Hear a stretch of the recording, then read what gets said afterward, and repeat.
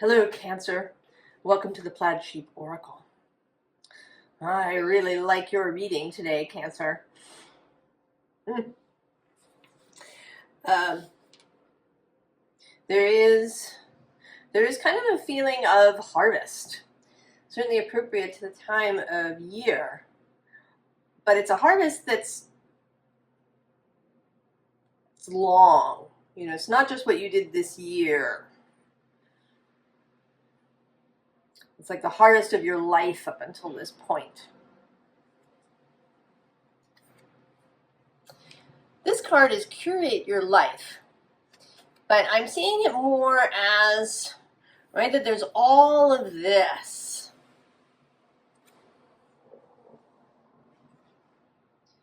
That's ready to be gathered, to be taken. And I have the feeling that maybe you don't know it's there. Right? It's like you've got this itch on the back of your head, and you don't realize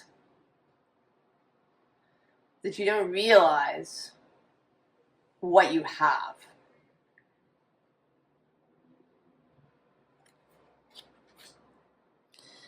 And here, this is confirmed that the visible underlying is abundance. But again, you're sort of looking off this way, and all of this abundance is kind of happening behind you and around you. And then below that is wisdom. And actually, I'm going to go one more with illumination. Oh, and choices. This figures later in the reading. That's why I'm keeping that. Oh, and I'm going to go one more with this fabulous moon and the ferryman. And manifestation, look at that.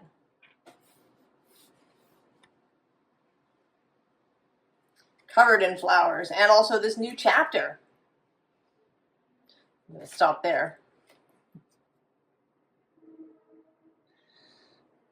And that it's this deck, this Botanical Dreams Oracle, where there is just all these flowers just bursting out in many of the cards. And then this invisible underlying is this deep dive. And this feels as if, you know, this is kind of you. You're still, it's like you're below the line where you can see.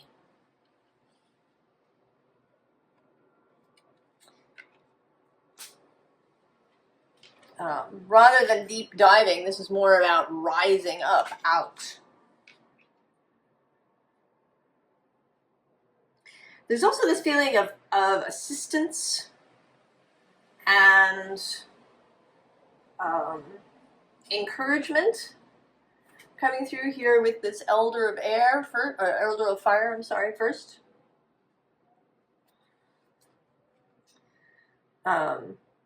You know, she's just presenting you with the sun. Here it is.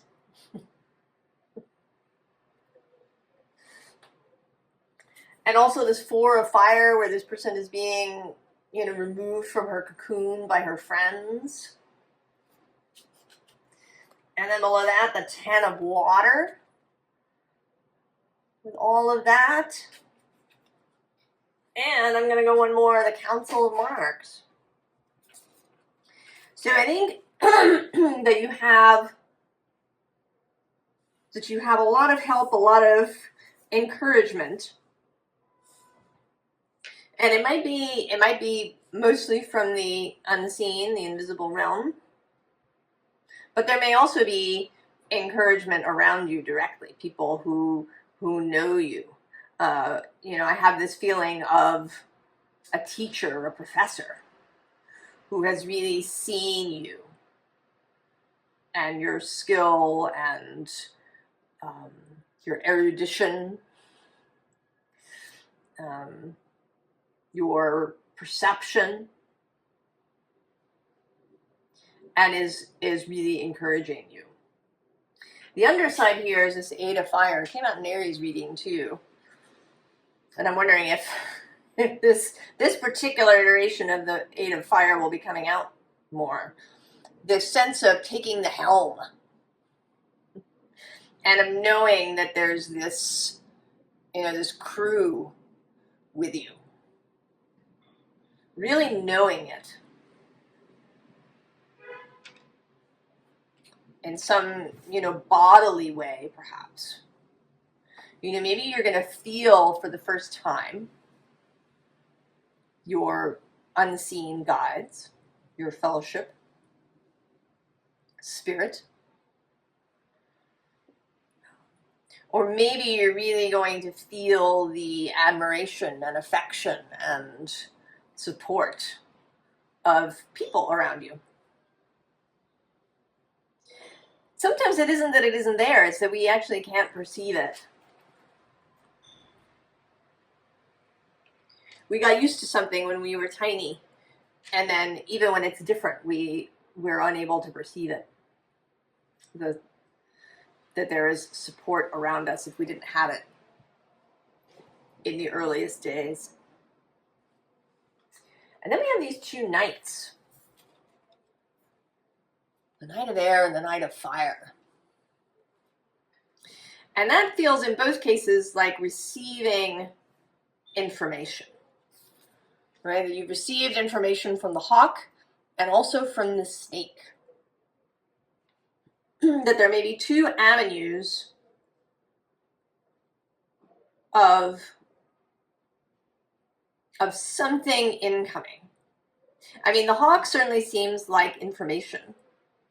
A phone call, a download, something seen, something heard.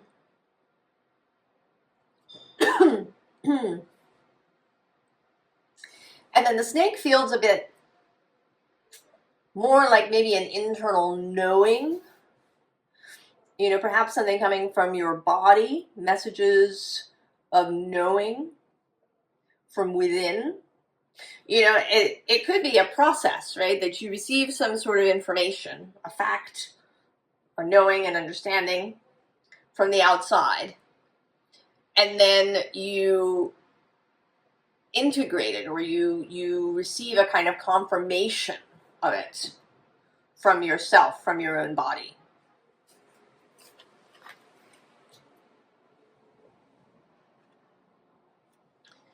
And then the Nine of Air. And this doesn't feel... I mean, there's a little bit of melancholy, a little bit of... right, she's curled in this fetal position. But it's almost more like she's been a little mesmerized by this. So that she doesn't realize that other things are going on. She's kind of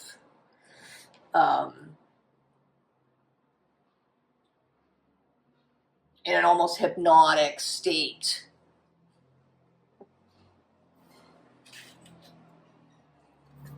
But you're going to come out of that.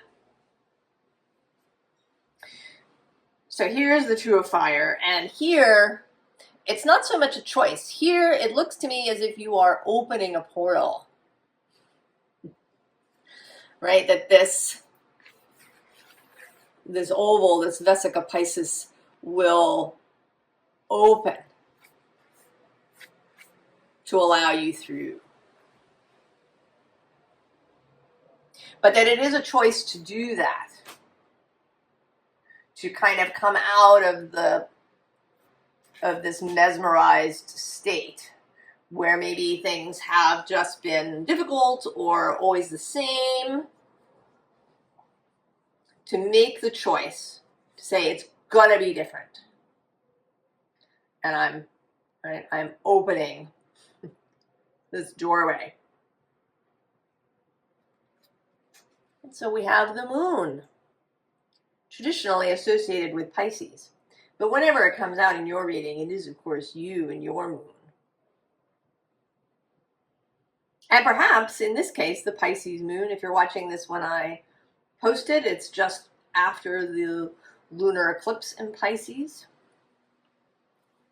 So there's that association. But there's something here about a gift. Kind of a gift from the moon. From your guide. Below that is this Nine of Earth. And maybe you've asked for help. And now you're really able to perceive it when it arrives. And I think because we have here this patience, because you've come into a much more peaceful place.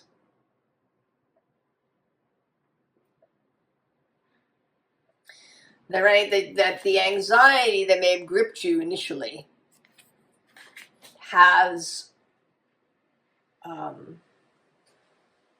been relieved, probably partly through your own efforts, and maybe partly through the cosmos having different energies, and partly all of your friends and fellowship. But you're feeling this kind of inner peace. I'm just going to note that the Three of Water is here, and we also have the Six of Earth here on the bottom, which feels very harmonious.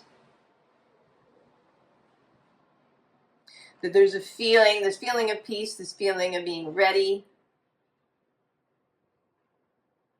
of having balance. It's kind of, what's coming to mind is an inner ear infection. Where it can actually throw off your physical balance. And it's as if you've had some kind of metaphorical, spiritual, mental inner ear infection.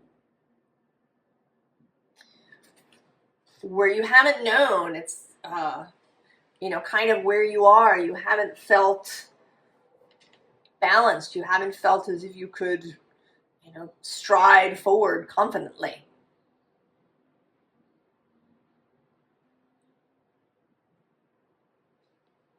And it may be that this eclipse is helping with that. It is trine and sextile your sign. These are clear energies, energies of partnership.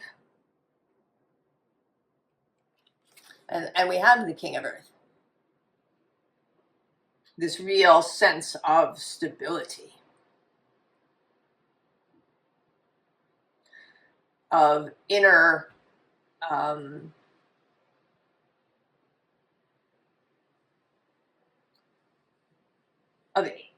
inner abundance, I want to say. If we think about him that way, he's actually the sort of the second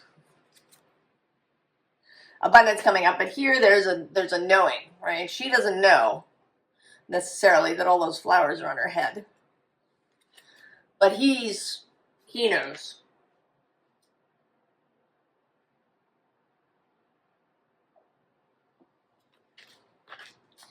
And with this Hanged Man coming next, another nod to Pisces,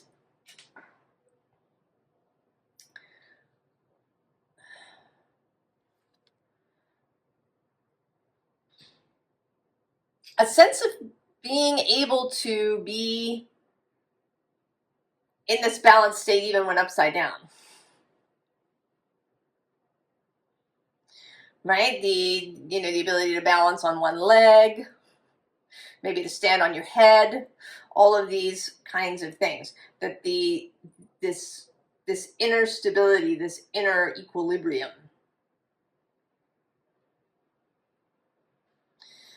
And a balance that's not predicated on everything being equal all the time. You may not have equal amounts of something, but there will still be balance. There will still be equilibrium, that you'll be able to move confidently. And then yet the third nod to Pisces, the two fish swimming in opposite directions, or alternate directions. And I was reading something where people were talking about, the age of Pisces, where the fish were facing the other way. It's an age of conflict. But that's only one way to look at it. It's also the ability to live with paradox and contradiction.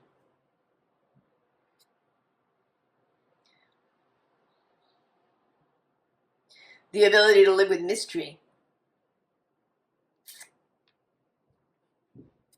If you've been here for a while, you may know that I think that we entered the age of Aquarius in the mid-17th century. That the age of Pisces didn't begin with Jesus' birth or just before that, but with Buddha's birth. But anyway, that's a little digression. But this ability to hold opposing views, to know that you yourself are filled with contradictions, and that this is absolutely fine, that you can hold that. And that is the Pisces' great strength. Pisces and Gemini.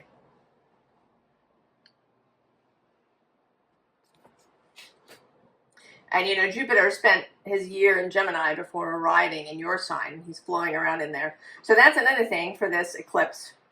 Jupiter, who is the guide for Pisces, was in Cancer and trine the eclipse. So there is a really strong connection there.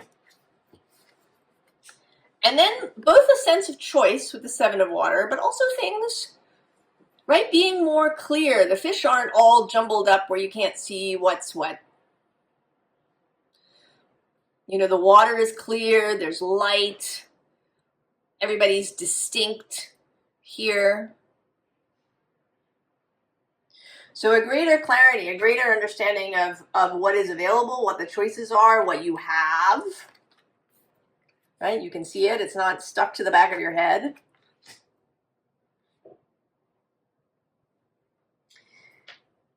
So I'm actually going to start on the bottom here with the Two of Wands repeating. But then the card at the top is the Ace of Wands, and I think this is a choice made.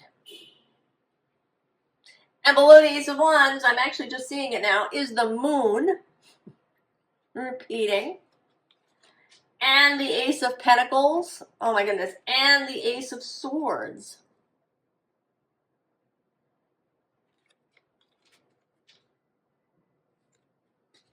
That's 3 aces. Oh, you know, now I have to go find the Ace of Cups. Because that's, right, that's your element, the water element. We've had some, oh, there she is. Oh, between the Emperor and the Nine of Cups. So this, right, this energy of sovereignty,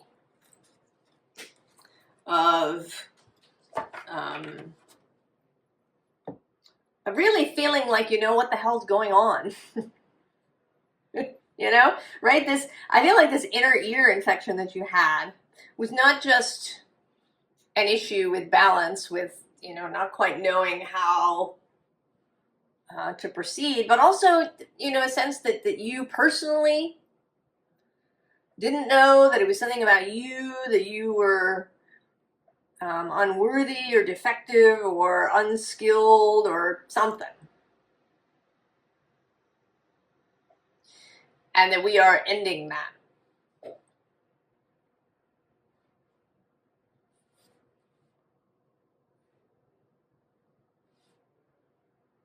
That there's a right, that we, you know, we have this, we have an integration, we have the ability, you know that we have these internal contradictions, that we have maybe, you know, contradictory motivations. We want adventure, but we also want to be secure.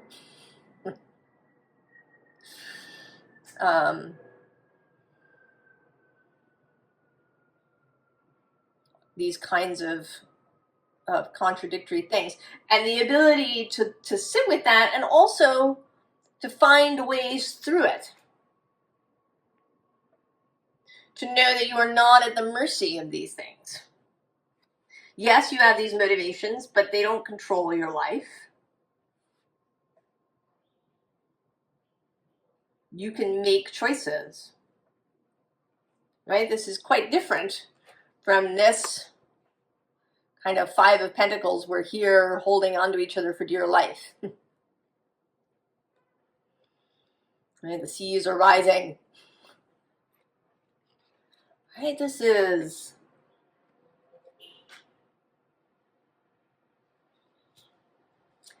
and then the Wheel of Fortune, actually really enjoying this idea that you don't know what's coming, that there are surprises, and there will be interesting things and adventures and, you know, odd turns of fortune that happen. And then with the Seven of Pentacles, there's a real satisfaction with what you have grown so far. And really knowing you now, you know, there's this abundance that was behind you and you didn't know it was there. Now you know it's there and you are engaging with it. So this may be a real, right, there's a real lots of different things, right? There's many different things here.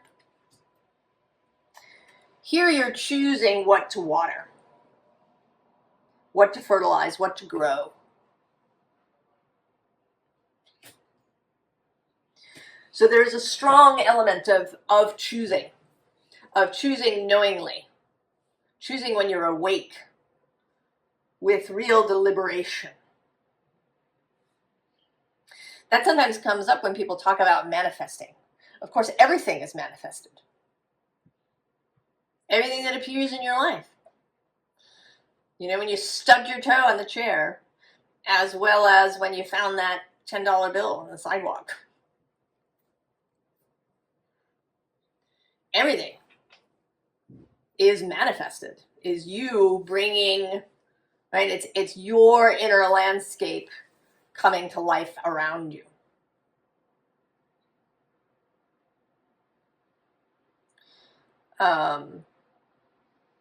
But now there's much more deliberation. I don't know that as human beings we can ever get to 100%. I think it's not possible.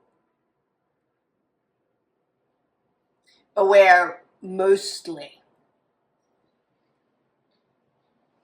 you are steering the ship.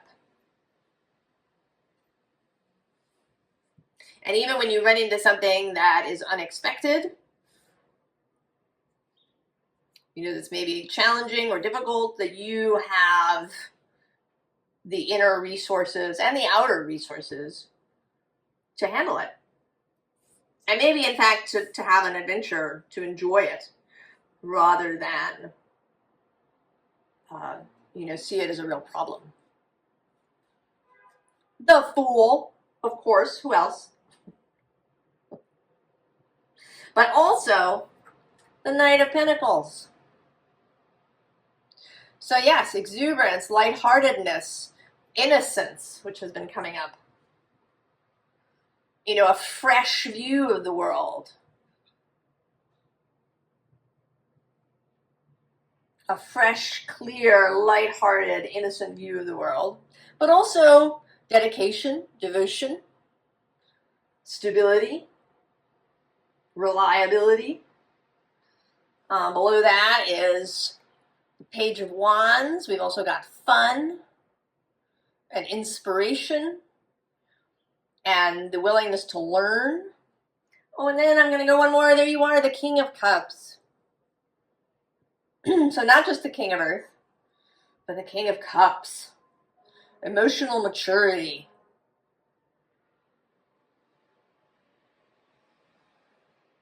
More of that sense of being sovereign, being aware and in command of self. We also have, I'm going to go one more. The Nine of Cups, wish fulfillment, joy. And then the Ten of Pentacles on the underside. And here there is, right, there's a sense of cooperation between you and the magical. Building something together. Six of Pentacles repeating. And right, you're just up here, you're enjoying yourself, you're playing. You've come back to play. And the result of that, right, is all of this abundance, including material abundance, money.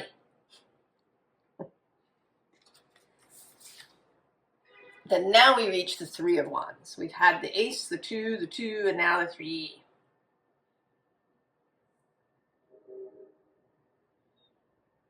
The next step. Moving out. And there's the 3 of Cups.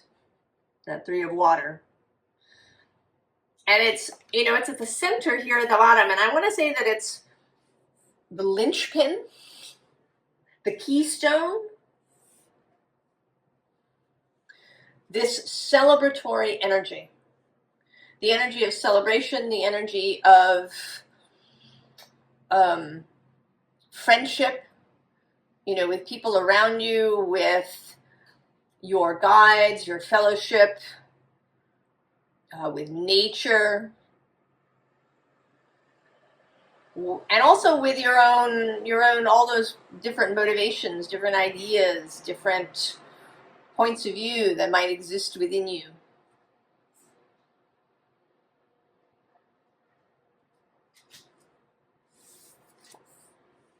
Two of Swords.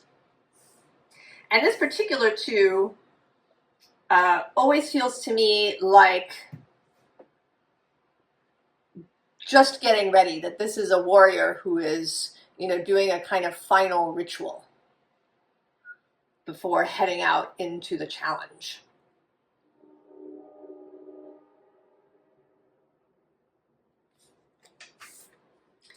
And then there's this 6 of Swords.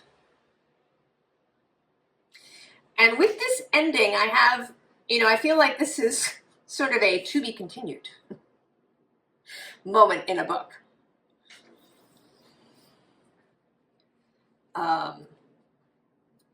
You know, that you're finding all this clarity, but now, right, and this readiness, but we don't know what's coming. There's not even a hint of what is on the horizon for you. We're really focusing here on your transition from stumbling around with your inner ear infection, not knowing what you have, not being clear, to clarity, stability, understanding, knowing, equilibrium, sovereignty.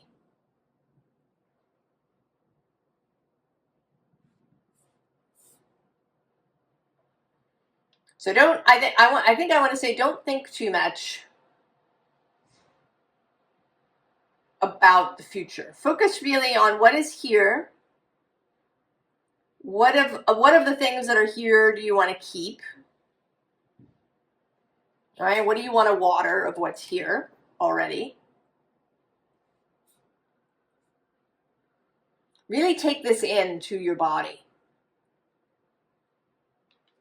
There's no need, no requirement to rush off into something else. Formal advice. Well, what do we have? Abundance. For the 3rd time, we could say. And this, the advice here is the Queen of the Moon Oracle. And she actually came out. And she feels like your patron.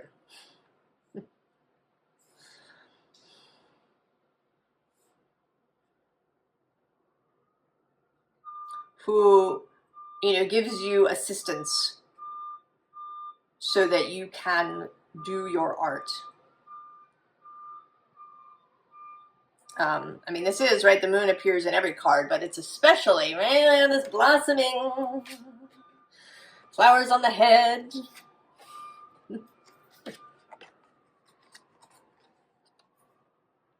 Happening here.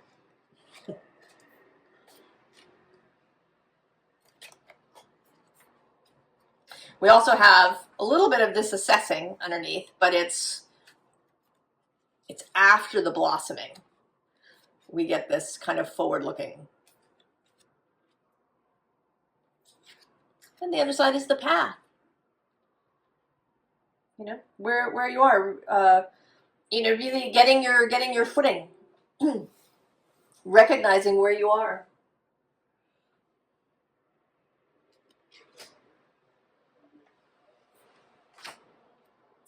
And then we do have your patron, the Queen of the Moon, with sovereignty as her word.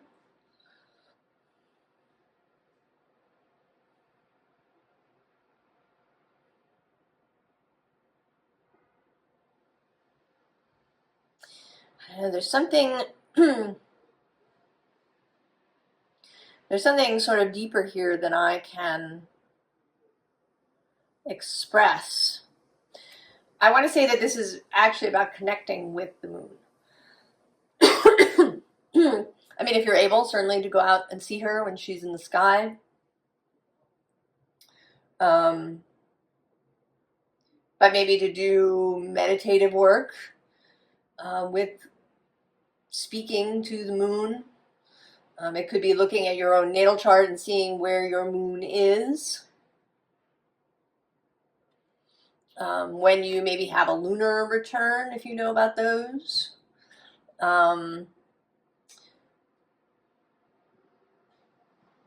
You know, you could write letters to the moon and the moon could write back. You could do a moon ritual. There's something here about really having a real open and continued conversation with this patron.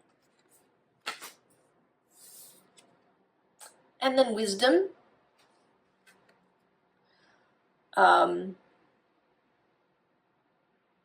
Allow your wisdom to show.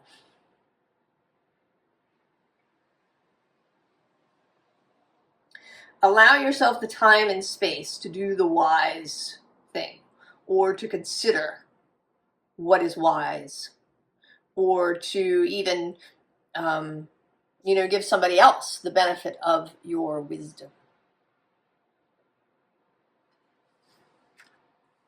There is a feeling here too of ease, of not rushing off into the next thing. I mean, the only card of serious movement, really, because even this Fool is standing still, is this Eight of Wands. And this feels more like an internal speed. You know, the ability to receive lots of information, the ability to receive abundance, the ability to receive high sensation and lots of energy. Because then we have peace. Right, and we have that, you know, this card. And actually, I'm going to go below, right? I showed you the Three of Water, then there's the World, but she just got herself seen. The High Priestess, and right below her, the Hierophant. All of these strong major arcana that are available. You know, you don't have to, that's another thing, you don't have to embody all of these things all the time. It's not like you have to hold the energy of the Emperor and the Hierophant and the High Priestess and the Hangman all at once.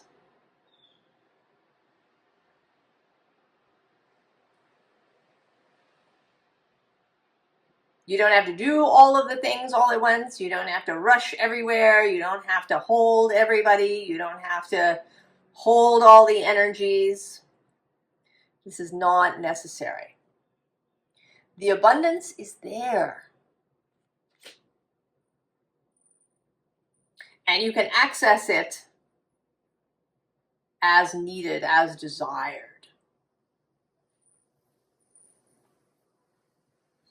Right? I mean, you know, we call it abundance, but I actually prefer to think of it as affluence, which has this energy of flow, right? That things flow in. So abundance and affluence. So there are, right, there's stuff, you know, if you, at the harvest, it's not like everybody eats everything that has been harvested. It's there.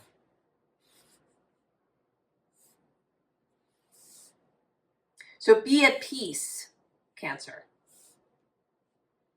and really allow this full transformation to happen.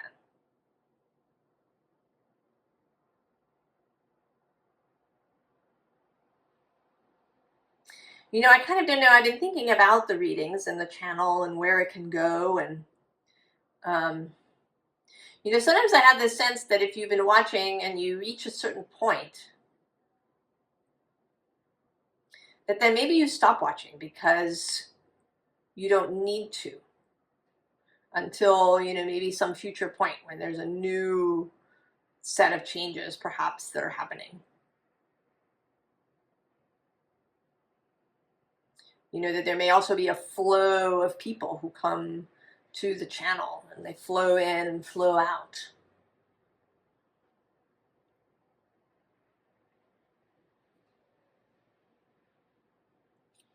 Cancer. I'm going to stop there rather than going off on a tangent. I hope that you're feeling this.